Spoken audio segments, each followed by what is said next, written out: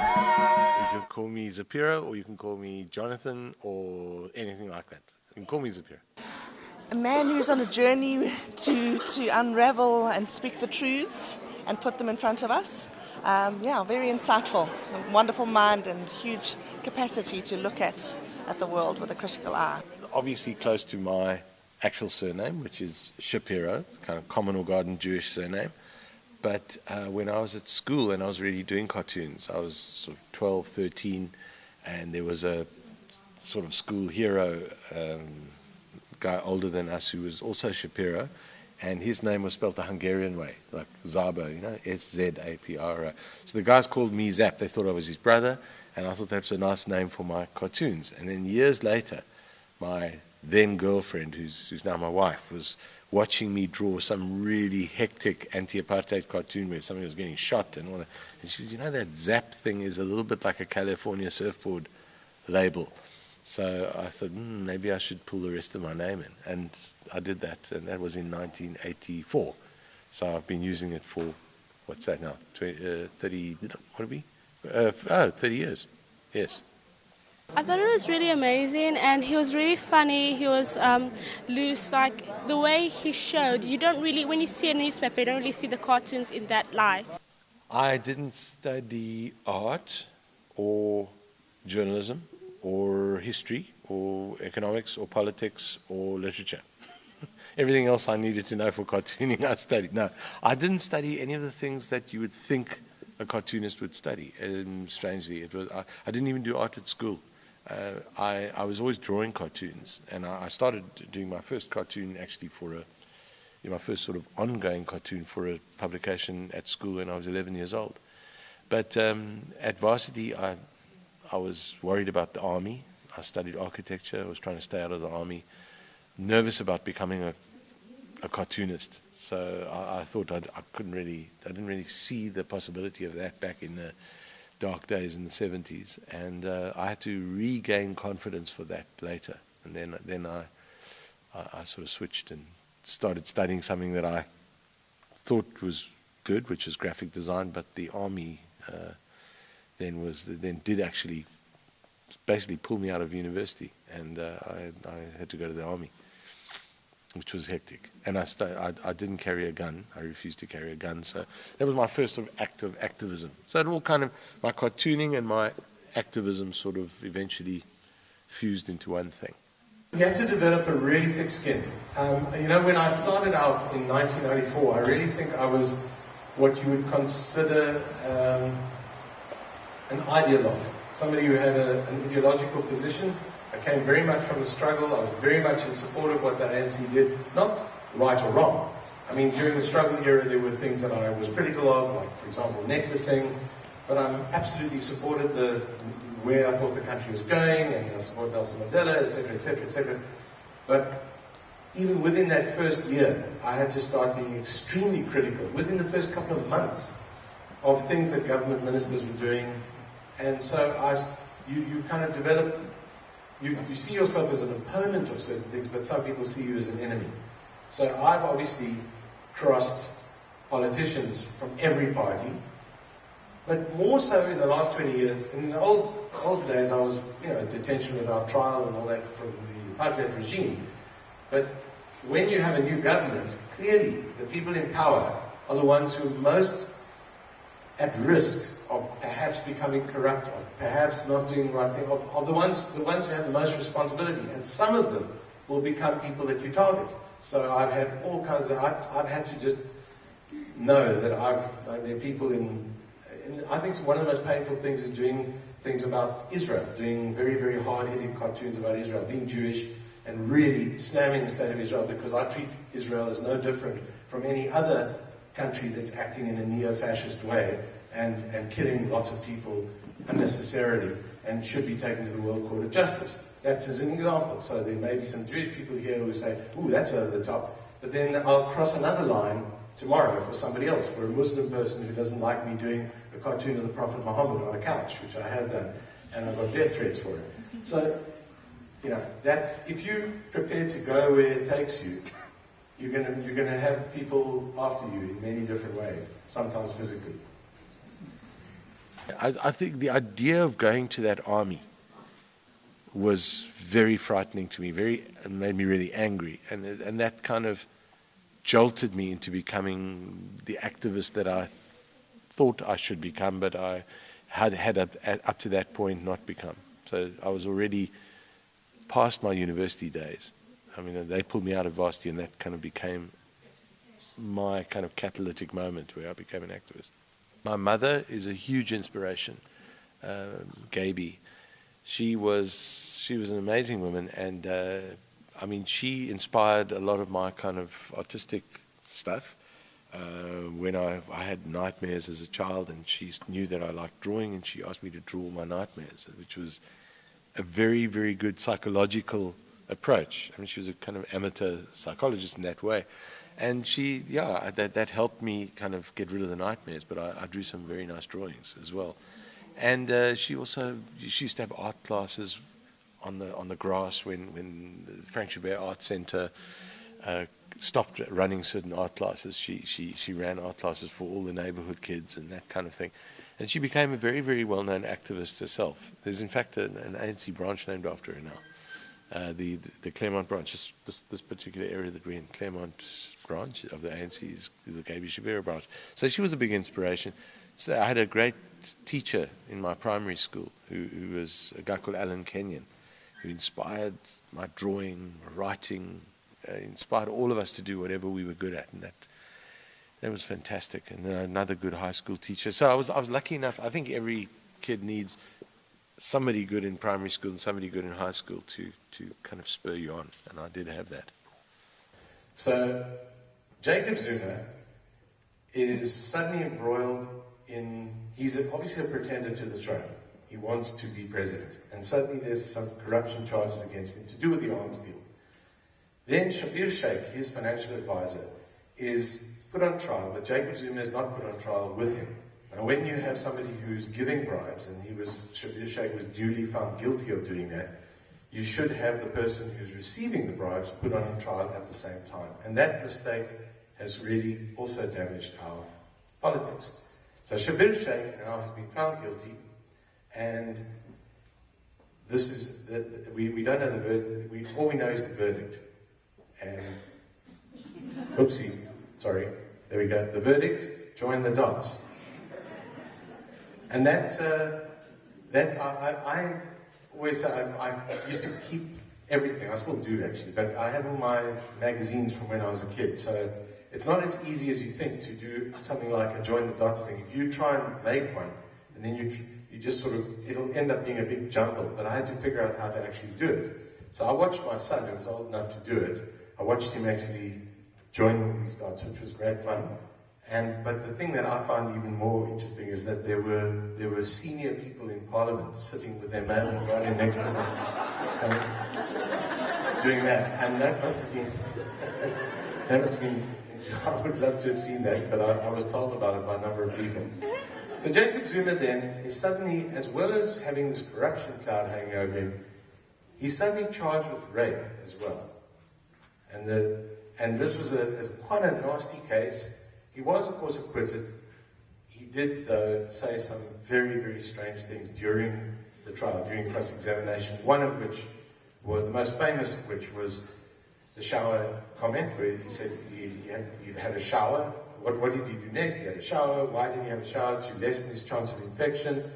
And, of course, Jacob Zuma had been the head of the National AIDS Council when he was deputy president. And so he should have known better, I'm sure. I hope most of you know better than that as well already. He, as head of former head of the National AIDS Council, should really have known better. When he was acquitted, he then sued about 8 different people and entities in the media, me among them. He sued me for, he said the total of all the lawsuits was 63 million rand. My part in it was 15 million. For 3 cartoons, which was a world record. Not that thank you very much. But yeah, it's a very strange. There's no particular prize for having a world record lawsuit against you, especially with a ridiculous amount that you're being sued for no apparent reason. But anyway, this was what I did. I'm suing for damage to my reputation. Would that be your reputation as a disgraced, chauvinistic demagogue who can't control his sexual urges and who thinks a shower prevents AIDS? You see, my editors were not particularly keen on my doing this cartoon, and you see, I also was intent on getting the 3 cartoons that he was suing me for back in print, because that's just how I am. So, you'll notice, of course, that that actually kind of looked like me at the time. I was a lot thinner, so I'm as hard on myself as I am on other people. At the time, I think I did look like that. I think it's a wonderful way of marking 20 years of democracy, and there's some funny things and there's some quite upsetting things, and that actually is what the last 20 years have been. There's been some progress and still a long way to go, so I guess I'd hoped we'd be further along by now, but yep, keep positive. Go for it, boss. But it is a metaphor. And I'm sure you all know what a metaphor is. A metaphor is something, there's no way that you could have a metaphorical or an allegorical figure like Lady Justice and say that that is literal. Something literal is something where that you're saying actually happens. The way the ANC said to me that I was saying Jacob Zuma was actually a rapist after he had been acquitted of rape. What I was saying, and what many people, I think more people interpreted the cartoon as, was that this is a metaphor for somebody who is, and you go and look that up in the dictionary, the idea of raping a system, raping an institution. It's actually in the dictionary as a metaphorical meaning of the word rape. So this is, it's very interesting. I could talk about this particular cartoon for ages, and there's been a lot written about it and a lot said. But it was a very tough one. It caused a massive, massive furore, and this is the second time that Jacob Zuma sued me. So now, this one was 7 million rand for just this one cartoon. The other was 15 million for the 3. The other one, by this stage, had been dropped to 10 million. So at this point, I think it was 17 million. And then this one dropped to 5 million later. So it was a little confusing. But the first case ran for 6 years, and this case ran for 4 years, and became this case became much bigger, even though the amount was smaller. This case became very, very serious, and I'll tell you about that in a second. Okay, so Jacob Zuma then becomes president in 2009. So that's where we are now, 2009. He becomes president. Now what? What do people like myself, who are critics of him, do? We don't say, well, hope he's going to fail. We say, well, I still want him to succeed. I still want the government to succeed. So, okay. Now people have been saying to me, what about that shower you've been putting on his head? Don't you think you should give him a bit of a break? So I thought, okay, let me give him a bit of a break. And I will raise the shower. And if he does good stuff as president, that shower, I'll put a little scale there, the shower will float around. If he does good stuff, the shower will float higher. If he does bad stuff, it'll come close. It was my little game I was playing. But it was about very serious stuff. And I did this over about 8 months. And there's lots of cartoons that I'm not showing you that happened during this 8-month period. But one of the things that he did that was good during this period was that he made some very good speeches about HIV and AIDS, and he actually improved government policy.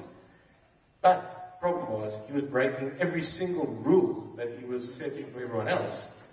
He was busy going out having extramarital sex. He had 3 wives at the time, and he was having affairs, and when yet another baby appeared out of wedlock, this one with a daughter of a close friend of his, someone less than half his age, or probably a third of his age. Anyway, I just felt he was breaking every rule, and I just Couldn't carry on doing what I was doing. So then he gave the State of the Nation address, and I did that.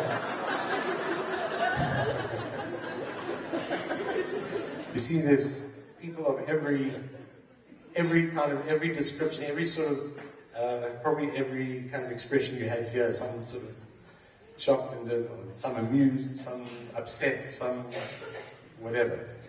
Because there've been such strong reactions to him, and also strong reactions to the shower. There's actually that cultural group with a funny name has actually been trying to find ways to literally to stop me from putting the shower on Jacob Zuma's head. They're trying to find legal ways to stop me from doing it, which I think is hilarious. But it certainly won't. That won't stop me. Whether or not it's the right thing to do to put the shower on, I still have to make my own decisions, but it's not going to be the little cultural committee that stops me. Lady Justice cartoon is one that's made a huge impact, and so I kind of mentioned that tonight, that thing that it found its way onto a list of 15 cartoons that changed the world, which was quite amazing. It certainly had an impact here. And then I've always liked the one of P.W. bonking his new girlfriend. he wouldn't come to the TRC, and his doctors and his lawyers said that he was too ill to come to the TRC, but we all knew he had this new girlfriend. So there's this thing of him on the phone in bed, and he's saying, TRC subpoena, I'm suffering ill health, I can't go. And that one is, it caused nice debate on the radio. I remember Tim Modise calling me up and laughing his head off. He couldn't keep a straight face during the interview. He kept giggling. And some people were really outraged by the cartoon. So there are those. Even the cartoon that has no words, no drawings in it. I mean, the one that's just the words at the top that says whites who never benefited from apartheid. For me, it was a challenge to do a cartoon like that with no drawings that had as big an impact as any cartoon I've done. Luckily, not that many, but I mean, a couple that come to mind. There's one that I did about Charlize Theron. She did an anti-rape ad campaign, which I thought was really great. And then the Advertising Standards Authority got like 2 or 3 complaints. And on the strength of those complaints, they actually banned the adverts. They withdrew them they said they can't be used, which is the same as banning them. And I just thought that was completely absurd. And my first response was, I often quote Peter Dirk Ace. I forget the exact quote, but he said, I think like humor or satire. He said, what did he say? Satire, humor should be 51% satire and 49% outrage. And if it is, 51% outrage and 49% satire, it's not funny anymore. It doesn't work anymore. And that kind of happened. I did a cartoon I can't even look at. It's too horrible. And then I did another one on that same Charlize thing, which was a much nicer cartoon. But that's one that comes to mind. The other one is a Zuma one that I eventually had to apologize for, because I think I was the only one who found it funny. I still find it funny, but nobody else did. So I was kind of, I felt a little chastened. I had to make a public apology. Actually show me a lot about what the people that are from South Africa think about their politics, and I really discovered what does it mean to have a great person such Mandela as a previous leader, and what are the problems now with the leaders at the moment. And I heard a lot from my Osmam, and now I'm learning much more, because it shows the common view of the politics of South Africa. And the run-up, okay, so the last sort of little section is the run-up to our election this year, and then the election. That's pretty much the scope of this book. So in that run-up to the election, here we go, again with Juju, join my new party. Are we running for office? No, from SARS. Which again, could be done today or yesterday. There's the SARS and the police, and there's Floyd, Shivambu, and Juju. And then we had this very strange saga of Helen Ziller and Mampele Rampele, or Mampili Rampele, or Mampili Rampili, or however she wants to pronounce. I'm not quite sure. She never made anything really clear to us, did she? And that press conference that they had together was a very strange press conference. And I did that cartoon. It was an interesting thing when I was doing that cartoon. I actually had a mask of Mampele, or Mampili, over Helen Ziller's face, and then I suddenly realized that I draw the bottom of their faces almost the same. So I think that was a much more interesting image, and people seem to respond to it very well. It was a very strange one. Hey, and another sad, there's kind of a few sad cartoons, and I've sort of tried to hype it up a little bit at the end, but that's sort of where we are, isn't it? We're a little shell-shocked as to where this democracy is going. And some of these great institutions that were brought into place in 1994, 95, 96, under Mandela's stewardship, 97, 98, and then they're being whittled away or being made into rubber stamps, or some of the best people are leaving. It's very refreshing. I think for someone especially like him, the arrival of Julius Malema is just a refreshing, it's a breath of fresh air. You're probably wondering where's Juju. You've only seen him in the cartoon about the Lady Justice cartoon. So here's a little summary of a few years of Juju. There's 2008, it says kill for Zuma. Then 2009, 100% Zuma. Then 10% Zuma. Then you can Zuma. And he's doing a little shower, which was unbelievable for me to wake up one morning and see the Sunday Times, and there he was doing the shower that he, of course, I mean, certainly doesn't see himself as a friend of mine, and I don't think it goes as far as the enemy of my enemy is my friend. I don't think he thinks about that, and I certainly don't think about him as my friend. But sometimes there's a kind of confluence, and actually at the moment, I'm kind of rooting for where the EFF is going in right now, the Parliament. That's just me, because I'm in cartoons. I'm sort of almost duty-bound, like some of the, but I'm not a professor at a university or anything, to say that there should be rules in Parliament and da. But you listen to people like Richard Calland, professor of constitutional law, is he? I'm not sure. But and some of the other analysts, so Madore Fikeni, people saying, on the one hand, yes, they've broken rules in Parliament, but what they're doing, which other people are not managing to do, is to show the bigger rules that are being flouted more often and worse from the very, very top. And if Juju manages to do that in Parliament, I say, yay for him. Look how many people are saying, hashtag pay back the money, and da. I think it's touching on something that we all really feel. The fact that Juju has his own money to pay back, which I did a cartoon about in today's newspaper, is another story. And that's the kind of strangeness of our politics. But at least he is focusing in a way that I think other people aren't managing to do. I don't want to be too glib about it. I have some other kinds of cartooning that I would like to do. And while I'm doing cartoons at this sort of pace, it's very difficult for me to do all the autobiographical, the stories and things that I have in me. And so at some point I might make a little shift. I don't know when. Maybe my children. They're both actually really into drawing, and they're both talented. Who knows what they'll do? I certainly wouldn't want to pressurize them. But I don't know. I've had cartoons done about me, not complimentary either. It's on the Israel-Palestine thing, because some people regard it as odd that we sent our kids to a Jewish school at the same time as making very hard-hitting, I'm making hard-hitting comments about Israel and so on.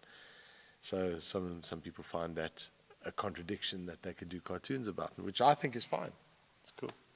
What's it like to be on the other end of the... It's absolutely fine. I mean, like, a couple of the cartoons were really good, and a couple of them were absolute lemons, that if I'd thought of that, I would have said, don't show that to anyone, it's too bad. But, they're a mixed bag, same as other cartoonists, I suppose. It was really interesting. I got to know a lot more about Zapiro, and he's like one of my favorite artists. What do you think of him as a person? He's a very nice person. He speaks his mind. I really appreciate how he loves his ideas, and he writes what he thinks. It'll make people more aware about problems in our country. It was interesting. It was fun. I enjoyed it, listening to him, because I didn't know that much about him, and I found out what kind of guy he is. He's very cool. There's a warmth about him, and what I really enjoyed was the fact that he contextualizes the cartoons, which I think makes them so much more meaningful, and that I particularly enjoyed. I think he seems a very warm person. I do think he's also brave, courageous, but I think he cares deeply about this country, and so he's prepared to put himself out there. I think that, and it has to be, if there's one, it's the Prince Claus Principal Award, which it's the most amazing, it's a really sort of pinch yourself kind of award. I mean, they have 10, these are international awards, they have 10 that they award every year, and one main one. And for me to have received that main one was really, yeah, that was incredibly special. Flew me across to the Netherlands and, you know, sat me down next to the Queen and made small talk and all of that. And as I mentioned, not being a royalist, but the Dutch royal family and the Norwegian royal family, who I've met in the course of doing cartoons, have both slightly shaken my idea of what royalty can be, you know, progressive and interesting and culturally aware and supportive of progressive culture in other countries. So they were pretty amazing.